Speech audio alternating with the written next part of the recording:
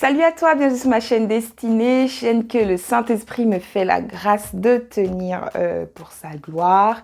J'espère que tu vas bien, j'espère que tu as passé une super semaine, j'espère que tu as vécu de belles expériences professionnelles avec le Saint-Esprit, etc., etc., etc.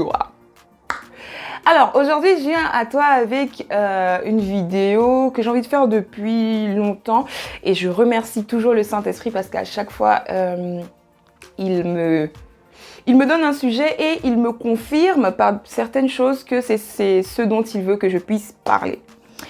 Alors, aujourd'hui, je vais te présenter 3 œuvres sur Wattpad que je lis couramment.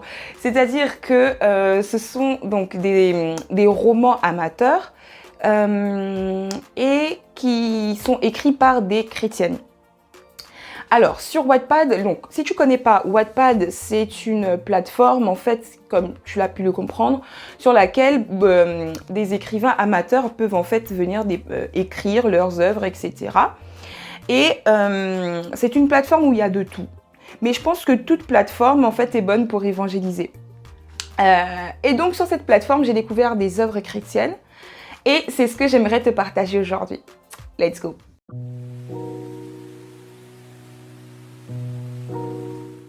Alors, première œuvre que j'ai vraiment kiffé sur Wattpad, c'est une œuvre que... Alors, je vais t'en présenter 3, il y en a plusieurs, je vais t'en présenter 3. Il n'y en a pas une qui est meilleure que l'autre, je trouve juste que c'est 3 œuvres qui représentent 3 aspects et 3 facettes de Dieu. Donc, voilà. La première, c'est Alpha et Oméga de Femme de Feu.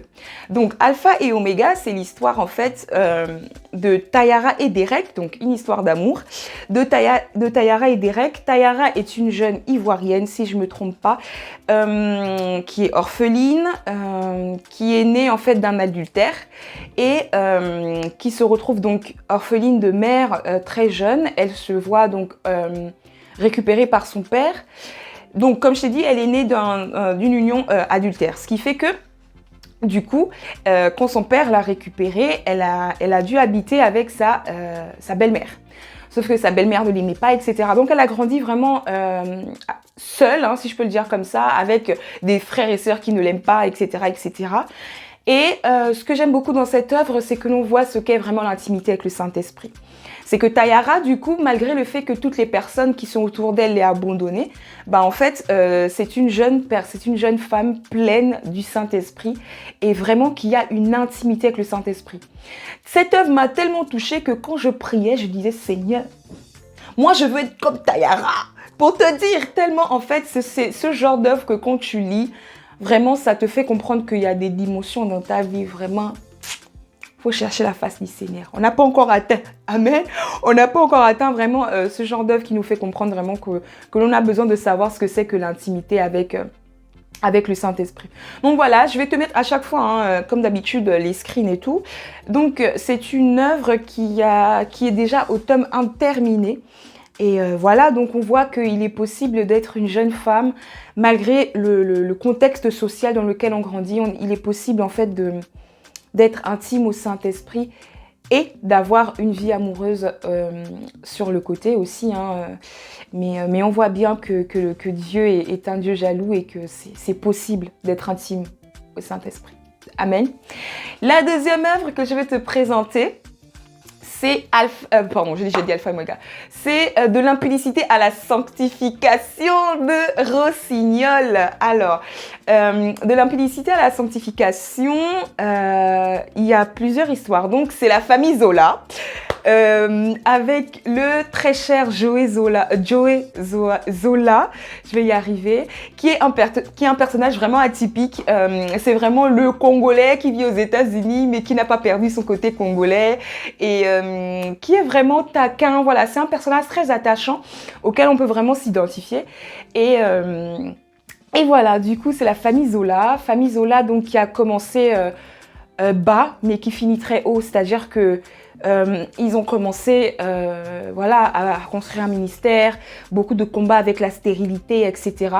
Et en fait, on finit par voir des Zola dont les enfants finissent président des États-Unis, tu vois.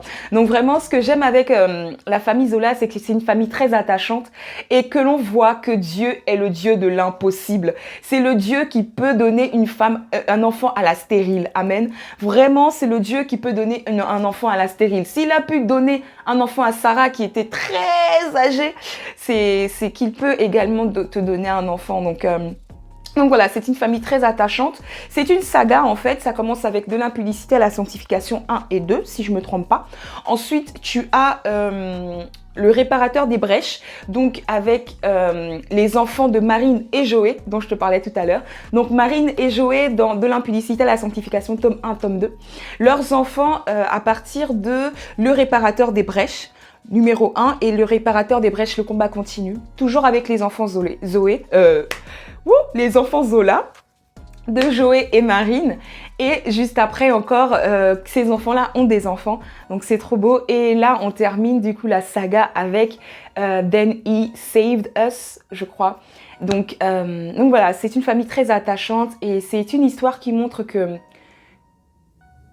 qu'il est possible de se marier jeune, mais en ayant connu le Saint-Esprit. Il est possible, en fait...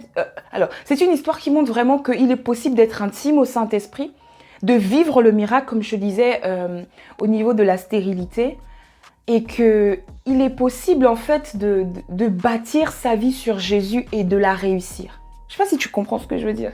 Vraiment, ce sont des œuvres qui montrent... Dans Alpha et Oméga, par exemple, c'est très spirituel. Faut être accroché, ok? Dans Alpha et Oméga, c'est très spirituel. Vraiment, il y a des leçons du Saint-Esprit vraiment dedans. Tu as même des points de vue du Saint-Esprit. Est-ce que tu te rends compte? C'est-à-dire que dans Alpha et Oméga, tu as une partie où tu as le point de vue des personnages et tu as le point de vue de Dieu. Mais et c'est pas genre inventé, ce sont des histoires inspirées du Saint-Esprit. Donc, c'est le point de vue de vraiment de ce que pense le Saint-Esprit. À ne pas reproduire chez soi si on n'est pas intime. Amen. Amen. Ensuite, et dans l'autre, en fait, c'est spirituel également. Mais là, on touche beaucoup d'autres sujets. On touche vraiment la stérilité. On touche les amitiés. On touche vraiment des choses, pas plus terre à terre, mais des choses un peu plus je sais pas comment l'expliquer. On touche vraiment d'autres sujets un peu plus vastes, tels que l'inceste par exemple. Dans cette œuvre-là, surtout au niveau de Then He Found Us, He Saved Us, pardon, je crois.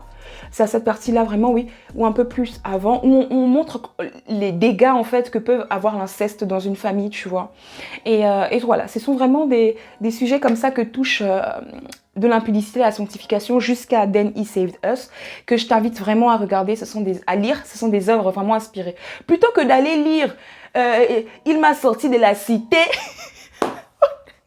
il m'a sorti de la cité, l'histoire de Naïma mariée de force à un thug de la rue, tu vois, les chroniques qu'on lisait avant à l'ancienne, plutôt que de lire ça, lis quelque chose qui va t'édifier et qui va booster ta foi en Jésus. Amen. La troisième œuvre que je vais te présenter aujourd'hui et la dernière pour terminer, c'est Julia. Julia, en fait, c'est une œuvre que je n'ai pas encore terminée, mais qui est super intéressante. Et dans cette œuvre-là, on montre le Dieu qui est capable de sauver quelqu'un qui a fait un pacte avec le diable. Il est possible encore aujourd'hui que Dieu sauve des personnes qui délibérément, de leur choix en fait, ont donné leur âme au diable ou ont vraiment signé un pacte avec le diable. Ce n'est pas terminé pour eux, en fait. C'est vraiment pas terminé pour ce genre de personnes. Et si par exemple par hasard tu passes par là et que tu veux t'en sortir, tu ne sais pas comment faire, tu as accepté des choses que tu ne devais pas accepter, sache que Jésus peut encore te sauver. Le diable ne peut rien te faire. D'accord? Il va vouloir te combattre comme il va vouloir te combattre parce qu'il est un rageux et qu'il aura perdu une âme. Mais Dieu te sauve et une fois que tu es sous sa couverture, aucun mal ne t'arrive. Hashtag Psaume 91. Amen. Donc voilà, Julia dans Rank, c'est l'histoire d'une jeune femme qui a été livrée au diable par ses parents. Donc en fait, ses parents sont des satanistes, des personnes qui œuvrent pour le diable, donc qui savent que le diable existe et qui œuvrent pour le diable, et qui obtiennent leur richesse de par le diable. Et du coup, Julia et leur fille, elle fait des choses vraiment bizarres. Elle avorte, elle est très arrogante, etc. L'ancienne Julia, avant qu'elle ne rencontre Jésus, elle est arrogante, etc., etc. Mais voilà, elle est sauvée par... Elle a une amie qui, voilà, quand il faut faire attention à ses amitiés, amen. Elle a une amie dans le début de l'œuvre qui, elle aussi, trempe dans des affaires bizarres, mais elle ne le sait pas, bien évidemment, et son amie est très hypocrite envers elle. Et du coup, tente de la tuer, etc., à son insu, enfin, plein de choses. Et du coup, voilà, Julia a son père qui finit par vouloir sortir un peu de ces histoires de sectes, etc. Et il se retrouve sauvé par Jésus et Julia également. Donc voilà, c'est ces trois œuvres qui sont très intéressantes. Je pense que j'ai une communauté, MDR. Qu'il y a des personnes qui me regardent qui sont assez jeunes. Donc voilà, si tu es quelqu'un qui aime lire des chroniques, qui aime... voilà, qui aime lire des chroniques et des livres amateurs, voilà, qui en plus, voilà, si tu peux passer un temps... si tu peux te divertir tout en édifiant ton âme, je te présente ces trois œuvres-là et voilà, n'hésite pas à faire un tour également sur les réseaux sociaux de chaque auteur que je t'ai présenté et voilà, je suis sûre que tu seras béni. Amen. Dis-moi si cette vidéo était intéressante pour toi. J'essaie de faire du contenu assez varié, mais qui va toujours dans le sens de ce que j'ai à cœur de partager.